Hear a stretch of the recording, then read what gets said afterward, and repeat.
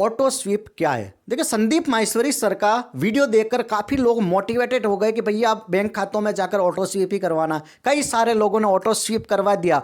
अब कमेंट आते हैं कि सर ऑटो स्वीप करने पर तो हमें जो चालू खाता में जो ब्याज मिलता था उससे भी कम मिल रहा है। अरे भाई, हर चीज को आपको डिटेल में डिस्कस करना चाहिए कि what is auto SVEEP. Auto SVEEP में आखिर होता क्या है, उनका बताना बिल्कुल सही था, लेकिन किसके लिए ऑटो स्वीप बेनिफिशियल? उनके लिए है कि जो बार बार अकाउंट से पैसा नहीं निकालते, काफ़ी मिसाल में 2-3 ट्रांजैक्शन ही मुश्किल से होते हैं, तो उन लोगों के लिए काफ़ी बेनिफिशियल था। लेकिन महीने में 5 ट्रांजैक्शन 6 ट्रांजैक्शन कर रहे हो तो that is not good for you.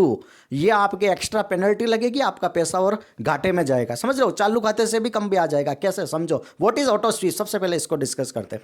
Auto SVEEP, मान लो आपके अकाउंट में 1 लाख रुपया है। ध्यान से सुनना, 1 लाख रुपया है, आपने लिमिट डिसाइड कर ली ऑटो स्वीप की, दैट इज थ्रेशोल्ड लिमिट 50,000 की। 50,000 रुपये से जितना भी ऊपर पैसा आए वो सारा मेरा ऑटो स्वीप के अंदर चला जाए। समझना।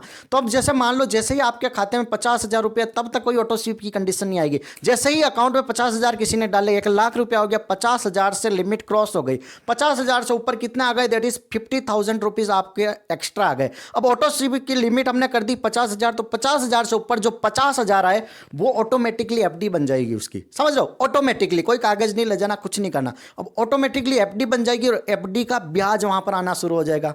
यहां तक क्लियर है? ऑटोमेटिकली बन गई। और जब आपको जैसे नीड हुई 15-20 हज़ार रुपए निकाल दिए, अब जैसे 20,000 निकाल दिए तो वो थ्रेशोल्ड का लिमिट कम हो जाएगी 50,000 से कम, तो वो एफडी टूट कर वो पैसा वापस आपके अकाउंट में आ जाएगा। यहां तक समझ में आ गया?